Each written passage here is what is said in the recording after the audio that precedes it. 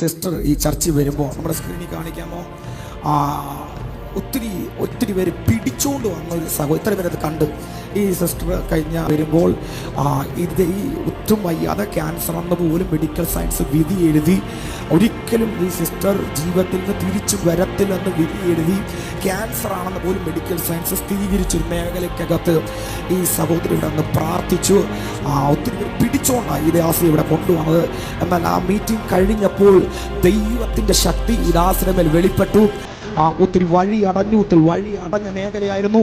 Medical റിപ്പോർട്ടൊക്കെ ഇവിടുത്തെ പ്രാർത്ഥനയ്ക്ക് ശേഷം കഴിഞ്ഞ ദിവസം പോയി ടെസ്റ്റ് ചെയ്തു. മെഡിക്കൽ റിപ്പോർട്ടെല്ലാം നോർമലായി, ഒരു രോഗമില്ലെന്ന് ഡോക്ടേഴ്സ് സൈൻ ചെയ്തു. ഇന്ന് രാവിലെ ആ സാക്ഷ്യങ്ങൾ നിങ്ങൾക്ക് കേൾക്കാം. പറഞ്ഞ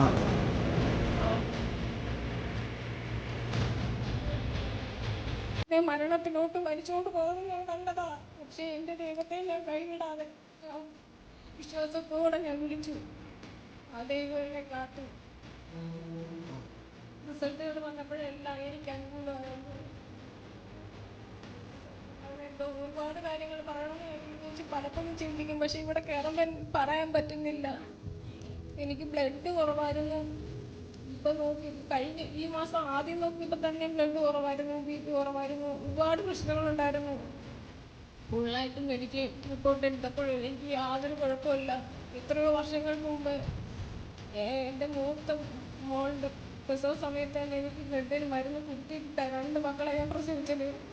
ഈ കഴിഞ്ഞിട്ട് പ്രാവശ്യം മെഡിക്കൽ ചെക്കപ്പ് ചെയ്തപ്പോൾ എനിക്ക് 12.5 ബ്ലഡായി.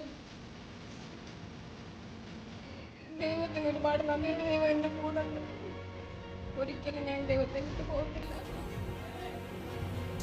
മെഡിക്കൽ സർട്ടിഫിക്കറ്റ് എല്ലാം എതിരായിരുന്നു. മെഡിക്കൽ റിപ്പോർട്ട് വേണ്ടി പ്രാർത്ഥിച്ച കർത്താവേ, ദൈവം കൊടുത്ത സൗഖ്യത്തിനായി നന്ദി പറയുന്നു. ദൈവം കൊടുത്ത അത്ഭുതങ്ങൾക്കായി നന്ദി പറയുന്നു. ഇന്നും യേശു ജീവിക്കുന്നു. Jesus is alive. ഇന്ന് രാവിലെയും യേശു ഇതിനകത്തുണ്ട്. ഈ ദാസി കൊടുത്ത സൗഖ്യങ്ങൾക്ക് ഞങ്ങൾ നന്ദി പറയുന്നു. ഇന്ന് രാവിലെ അതേ യേശുവിൻ്റെ കരം ഇന്ന് രാവിലെ ചലിക്കുന്ന കൃപയ്ക്കായി ഞാൻ ദൈവത്തിന് നന്ദി പറയുന്നു. ആരോഗ്യമുള്ളവളായി ആ ദേശങ്ങൾ അനുഗ്രഹിക്കപ്പെടട്ടെ. ഞങ്ങൾ ബ്ലസ് ചെയ്ത് പ്രാർത്ഥിക്കുന്നു യേശുവിൻ നാമത്തിൽ തന്നെ.